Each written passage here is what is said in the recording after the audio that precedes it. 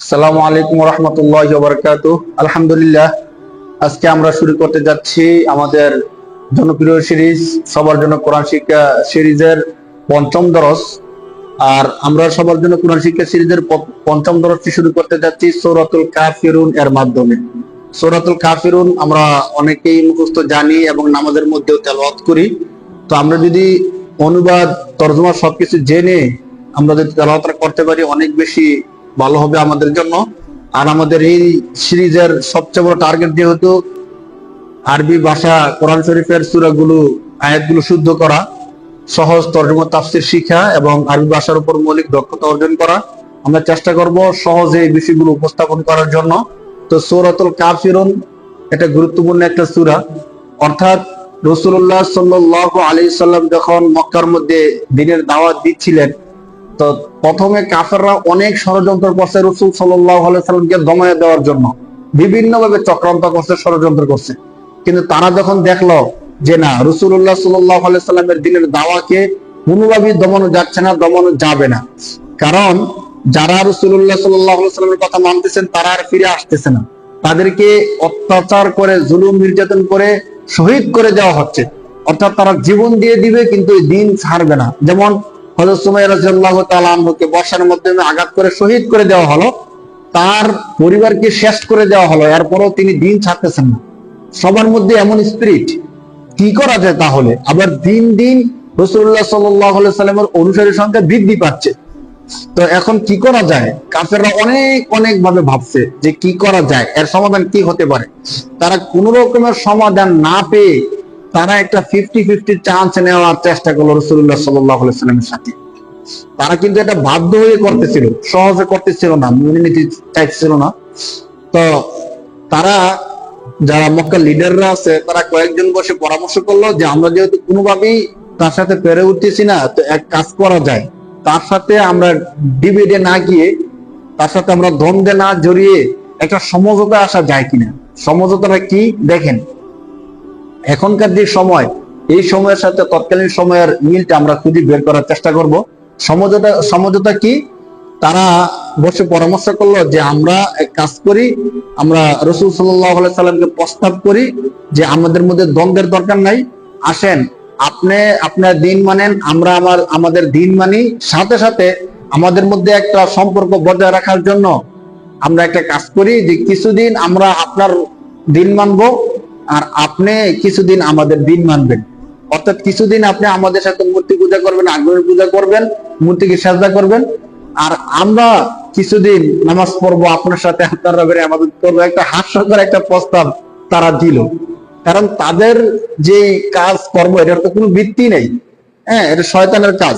কিন্তু রাসূল সাল্লাল্লাহু আলাইহি সাল্লামের কাজের ভিত্তি তো হলো মহান আল্লাহ। তো তারা মনে করতেছিল সমস্যা কি, দুইজনেরটা মানবো। কিন্তু এটা যে সম্ভব না, রাসূল সাল্লাল্লাহু আলাইহি সাল্লাম তো বুঝতেন না। তারা তো এই বিষয়টা বুঝতে পারে নাই। যারা বাতিল তারা এমনই প্রস্তাব করার চেষ্টা করে। যেমন আজকের সময় এসে দেখেন যে গণতন্ত্রের সাথে অথবা কাফের কুফর তাগুতের সাথে আমরা অনেকাংশে মিশে যাই। তারা আমাদেরকে প্রস্তাব করে যে কিছু গণতন্ত্র আর কিছু ইসলামতন্ত্র, আসলে তোমরা আমাদের গণতন্ত্রের বিরোধিতা করার দরকার নাই, তোমরাও ভোটাভুটি করে ক্ষমতায় আসে ইসলাম প্রচার করো, আমরা গণতন্ত্রের মাধ্যমে তোমাদের শরীয়তের দিকে যাওয়ার চেষ্টা করি। অনেকটা যেন এমন আমরা আরো পিছনে চলে যাচ্ছি। মানে এমন হয়ে গেছে যে আমরা তাদের গণতন্ত্র ভোটাভুটি মেনে নিতে প্রস্তুত হচ্ছি, কিন্তু তারা আমাদের শরীয়ত মেনে নিতে প্রস্তুত হচ্ছে না। তৎকালীন সময় থেকে আমরা আরো নিকৃষ্ট হয়ে যাচ্ছি। আল্লাহ তাআলা আমাদেরকে ক্ষমা করুক। অথচ শরীয়তের সাথে গণতন্ত্র তো যাওয়ার কথা না, যায় না। হ্যাঁ, এমন তো না যে আমি জলের মধ্যে নামবো, জলের মধ্যে নেমে কুমিরের সাথে ফাইট করে আমি বিজয় লাভ করে ফেলবো, এমন তো হওয়াটা পসিবল না। হ্যাঁ, তো গণতন্ত্রের মাধ্যমে শরিয়া প্রতিষ্ঠা করতে চাওয়া, খেলাফত প্রতিষ্ঠা করতে চাওয়া অনেকটা এমন হয়ে যায় আর কি, যে আমি জলের মধ্যে, নদীর মধ্যে নামলাম, কুমিরের সাথে ফাইট করে আমি বিজয় ছিনিয়ে আনলাম। নদীর মধ্যে তো কুমিরের শক্তি বেশি, স্বাভাবিক।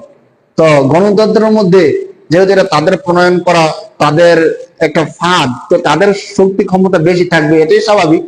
আর এখনো পর্যন্ত গণতন্ত্রের মাধ্যমে দিন প্রতিষ্ঠা হয়েছে, দিন কায়েম হয়েছে, এমন নজির আমরা দেখতেছি না।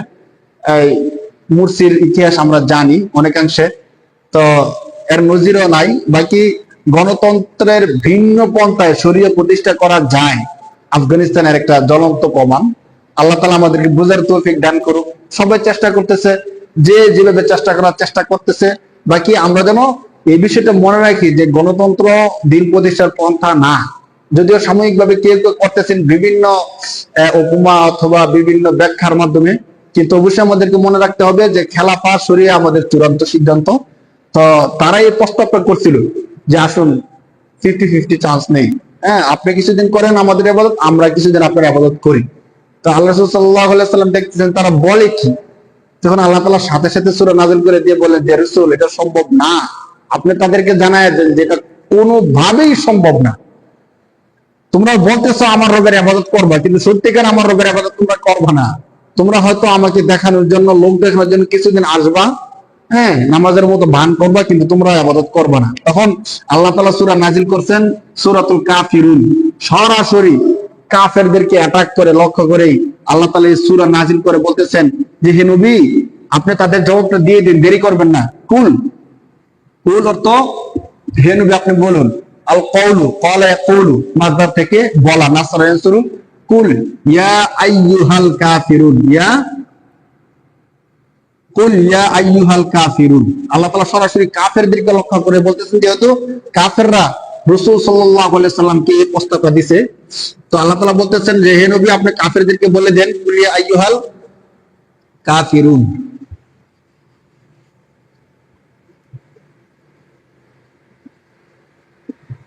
কাফিরুন, কাফের এক বচন জমা ওয়াহিদ, আর কাফিরুন বহু বচন।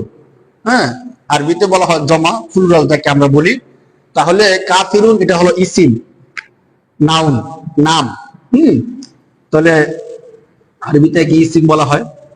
তো কাফিরুন, কাফিরুন, কাফের হলো এক বচন, কাফিরুন হলো বহু বচন। কাফের সিঙ্গুলার একজন কাফের, আর কাফিরুন প্লুরাল অনেকজন কাফের। আইয়ুহা, ইয়া আইয়ুহা, হে কাফের সম্প্রদায়। ইয়া হরফে নেদা, ইয়া হলো হরফে নেদা, এমন হরফ যে হরফের মাধ্যমে আহ্বান করা হয়। হ্যাঁ ইয়া আয়া হায়া আই হামজা মাফতুহা, এগুলো হলো আরবিতে আহ্বান করার জন্য হরফে নেদা হিসেবে আসে। তো আমরা সব দিক বিশ্লেষণটা দেখি। কুল আমরে হাজিরের সিগা, হে নবী আপনি বলুন। আল্লাহ তাআলা আদেশ করতেছেন, হ্যাঁ আদেশ সূচক শব্দ আদেশ করতেছেন এর মাধ্যমে। কুল হে নবী আপনি বলুন। আল কওলু থেকে, আল কওলু হলো মাসদার, ক্বালা ইয়াকুলু, এখান থেকে আমরে হাজির সিগা কুল, হে নবী আপনি বলুন। কি বলো? আইয়ুহাল কাফিরুন, আইয়ুহা হে, আল কাফিরুন কাফের সম্প্রদায়, এটা হরফে নেদা। আমরা নতুন পরিভাষাগুলো মনে রাখার চেষ্টা করি।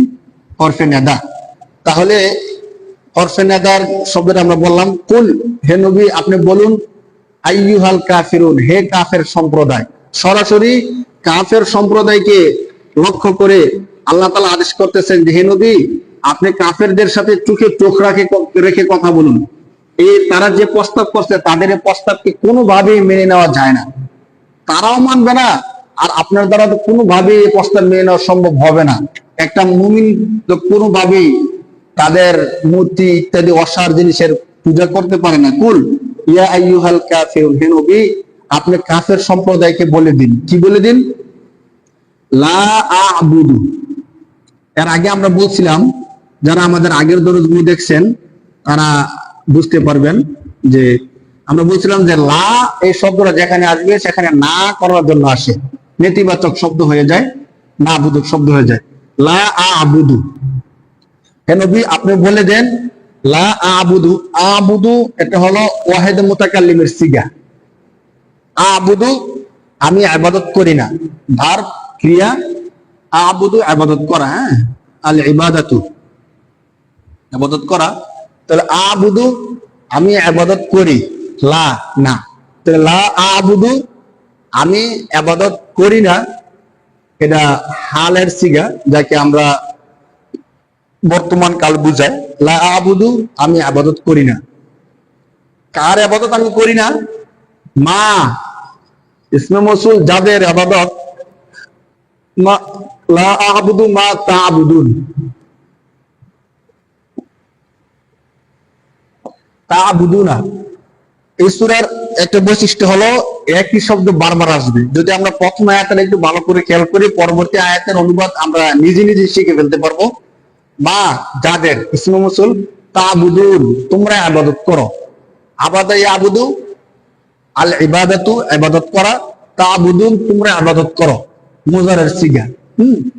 তাহলে তোমরা যার ইবাদত করো, লা আবুদু আমি তার ইবাদত করি না। মুজারে দুইটা কালের জন্য আসে, হাল এবং ইস্তেকবাল, ফিউচার এবং প্রেজেন্ট, এই দুইটা কাল মুজারের মধ্যে বুঝায়। তো আবুদু আমি ইবাদত করি না মানে প্রেজেন্টে আমি ইবাদত করি না, মা তাবুদুন তোমরা যার ইবাদত বর্তমানে করতেছো প্রেজেন্ট, তাবুদুন তোমরা যার ইবাদত করো আমি তার ইবাদত করি না।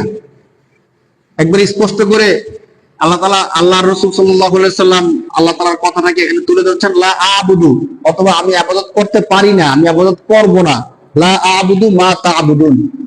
পরবর্তী আয়াতের মধ্যে ঠিক এইভাবে আল্লাহ তাআলা রাসূল সাল্লাল্লাহু আলাইহি ওয়াসাল্লামকে বলার জন্য আদেশ করতেছেন, কুল ইয়া আইয়ুহাল কাফিরুন লা আ'বুদু মা তা'বুদুন ওয়ালা আনতুম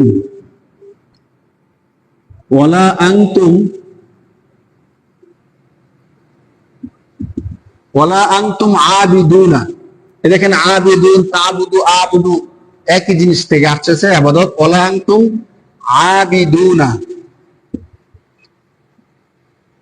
মা আ'বুদ।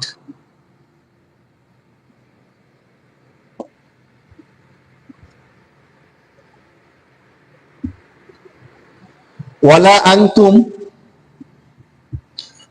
আনতুম আবিদুনা মা আ'বুদ, কাছাকাছি অর্থ। ওয়ালা আনতুম আবিদুনা, আর তোমরাও ইবাদতকারী নও। ওয়ালা নও না, আনতুম তোমরা, জমির মানে হলো সর্বনাম, প্রনাউন। আবিদুনা ফাইলুনা, ইসমে ফাইল থেকে আবিদুনা ইবাদতকারী। হ্যাঁ, তোমরা ইবাদতকারী নও, মা যার, আবুদ আমি ইবাদত করি, এবং তোমরাও ইবাদতকারী নও আমি যার ইবাদত করি। লা মানে না, আনতুম তোমরা, আবিদুনা ইবাদতকারী, তোমরা ইবাদতকারী নও, মা আবুদ আমি যার ইবাদত করি। তাহলে এর অর্থ দ্বারা হলো ওয়ালা আনতুম তোমরা নও, আবিদুনা ইবাদতকারী, মা আবুদ আমি যার ইবাদত করি। অর্থাৎ আমি যে রবের ইবাদত করি তোমরাও তার ইবাদতকারী নও, তোমরা তার ইবাদত করবে না, শুধু শুধু আমার সাথে একটা প্রতারণামূলক কাজ করতেছো। ওয়ালা আনতুম আবিদুনা মা আ'বুদ। পরবর্তীতে আল্লাহ রাসূল নিজের বিষয়টাকে আরো স্পষ্ট করতেছেন, ওয়ালা আনা আবিদুম মা, ওয়ালা আনা আবিদুম মা আবাদতুম।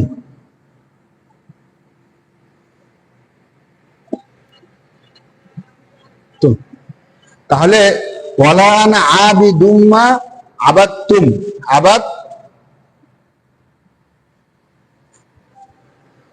আবাদতুম। আল্লাহ তাআলা বলতেছেন, আপনি আরো বলেন ওয়ালা আনা আমি নই, আবিদুন ইবাদত করি, মা ইবাদতকারী, মা আবাদতুম তোমরা যারা ইবাদত করো। অর্থটা কিন্তু ঠিক মানে পুরো সূরার অর্থটা এমন দাঁড়াবে যে আমি যারা ইবাদত করি তোমরা তার ইবাদত করবে না, আর তোমরা যারা ইবাদত করো আমি তার ইবাদত করব না। তোমরা ইবাদতকারী নও আমার রবের, আর আমিও ইবাদতকারী নেই তোমাদের রবের। মানে একদম সহজে যে অর্থটা আসবে, একই শব্দ বারবার আসতেছে, লা মানে ন, আনা মানে আমি, এটা জমির, হ্যাঁ সর্বনাম, আবিদুন ইবাদতকারী ইসমে ফাইল, মা যার আবাদতুম তোমরা ইবাদত করো।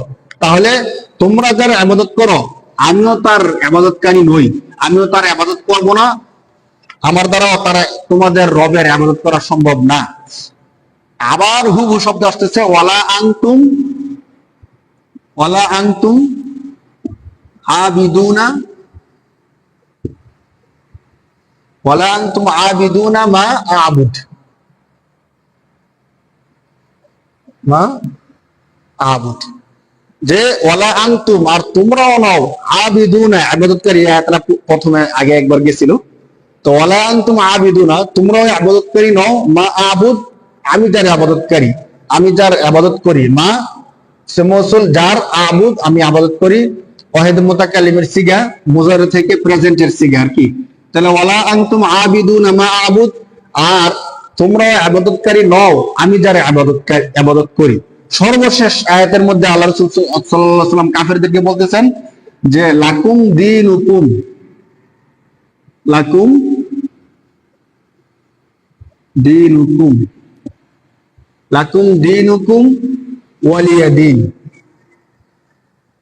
এই আয়াতটা একটু খেয়াল করি, একটু নতুন জিনিস। লাকুম দীনুকুম, লাকুম অর্থ এখানে একটু বিশ্লেষণ করি। লাভ, যে লাভটা আসছে এখানে, লাকুমের মধ্যে লাভ হলো হরফুল জর, তোমাদের জন্য। হ্যাঁ, কুম মানে তোমাদের, কুম হলো জমির সর্বনাম, আর লাম হলো হরফুল জর। লাম অর্থ জন্য, কুম অর্থ তোমাদের, অর্থ কি দাঁড়ালো? লাকুম তোমাদের জন্য, দিনুন ইসিম নাউন, ধর্ম, কুম তোমাদের। তাহলে তোমাদের জন্য তোমাদের ধর্ম, একদম মানে শাব্দিক তর্জমাটা আমরা দেখি, লা জন্য, কুম তোমাদের, তোমাদের জন্য, দিন ধর্ম, কুম তোমাদের, তোমাদের জন্য তোমাদের ধর্ম। ওয়াও এবং হরফুল আত আমরা আগে বলছিলাম এমন শব্দ যা পরবর্তী শব্দের সাথে মিলায়। ওয়াও এবং লিয়া, লাম এখানে দুইটা, একটা হলো লাম আরেকটা হলো ইয়া। ইয়াটা ইয়া মুতাকাল্লিম আর কি। তো লাম অর্থ জন্য, ইয়া অর্থ আমার। তাহলে ওলিয়া আমার জন্য, দিন আমার ধর্ম। তাহলে সরল অনুবাদ দ্বারায় তোমাদের জন্য তোমাদের ধর্ম, আমাদের জন্য আমার জন্য আমার ধর্ম। এই আয়াত নিয়ে যে আমাদের মধ্যে কত বিভ্রান্তি ছড়ানো হয়, মানে একদল পথভ্রষ্ট লোক এই আয়াত দিয়ে এটা প্রমাণ করতে চায় যে আল্লাহ রসুল এখানে অন্যান্য ধর্মকেও সাপোর্ট করছেন। অর্থাৎ আমার জন্য আমার ধর্ম ঠিক আছে, তোমাদের জন্য তোমাদের ধর্ম ঠিক আছে। আমার ধর্ম মানলে আমি জান্নাতে যাব, আর তোমাদের ধর্ম মানলে তোমরা স্বর্গে যাবে। নাউযুবিল্লাহি মিন যালিকাল কাবীর। এই অর্থটা সম্পূর্ণই ভুল।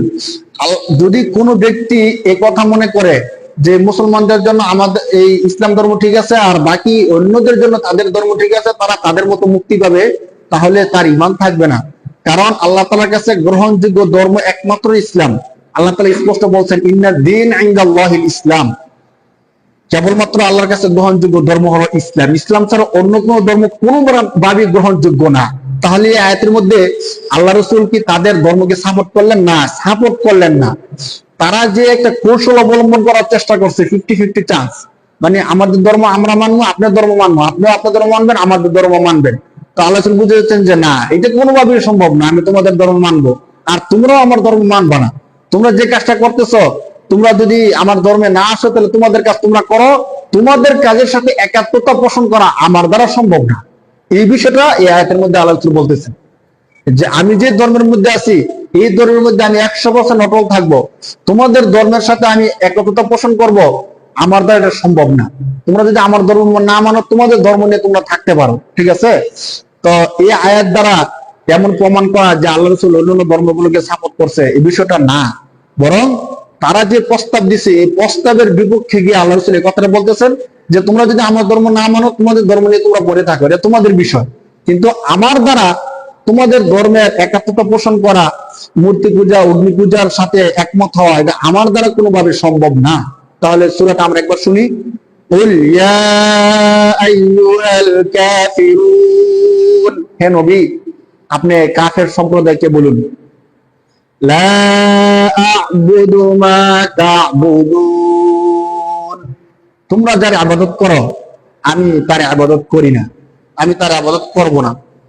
ওয়ালা আনতুম আবিদুনা মা আ'বুদ, আর আমি যার ইবাদত করি তোমরাও তার ইবাদত করো না, করবা না। ওয়ালা আনা আবিদুম মা আবাদতুম, এবং তোমরা যার ইবাদত করো আমি তার ইবাদত করব না, আমি তার ইবাদতকারী নই, কখনোই আমার দ্বারা তোমাদের রবের ইবাদত করা সম্ভব না।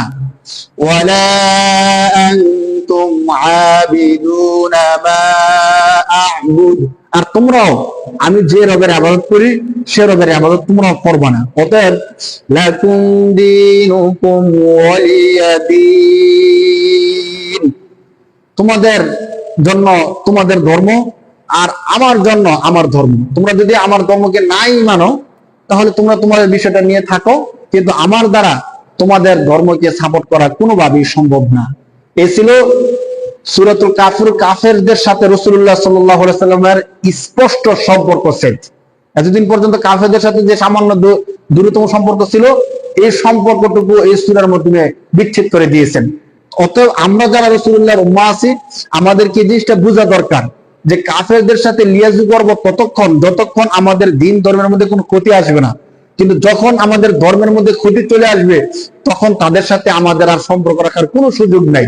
আল্লাহ তাআলা বলছেন, মুমিনরা মুহাম্মদ রাসূলুল্লাহ তার আদর্শবাহী যারা হবে, তাদের সিফত হবে আশিদ্দাউ আলাল কুফফারি রুহামাউ বাইনাহুম, তারা তাদের পরস্পরের মধ্যে হবে দয়াশীল, সহনশীল। আর আশিদ্দা আলাল কুফফার, কাফেরদের ব্যাপারে হবে কঠোর। যদিও আমরা এখানে বিপরীত আচরণ করতেছি। আল্লাহ তাআলা আমাদের সবাইকে ক্ষমা করুক। সূরাতুল কাফের যে মর্ম, ওই মর্ম অনুধাবন করে আমাদেরকে চলার তৌফিক দান করুক। আমরা যখনই সালাত নামাজ আদায় করব, তখন যদি এই আয়াতের অনুবাদরা মাথায় রেখে আমরা নামাজটা পড়ি, তাহলে আমাদের নামাজের মধ্যে অনেকাংশে মনোযোগ বৃদ্ধি পেয়ে যাবে ইনশাআল্লাহ। আমরা ধারাবাহিকভাবে পরবর্তী সূরাগুলো তরজমা তাফসীরের মধ্যে নিয়ে আসতে থাকবো। আমাদের যে জনপ্রিয় সিরিজ সবার জন্য কোরআন শিক্ষা সিরিজের এভাবে ধারাবাহিকভাবে চলতে থাকবে। আল্লাহ যতটুকু চান ইনশাআল্লাহ, সে পর্যন্ত আমাদের সাথে থাকুন। আসসালামু আলাইকুম ওয়া রাহমাতুল্লাহ।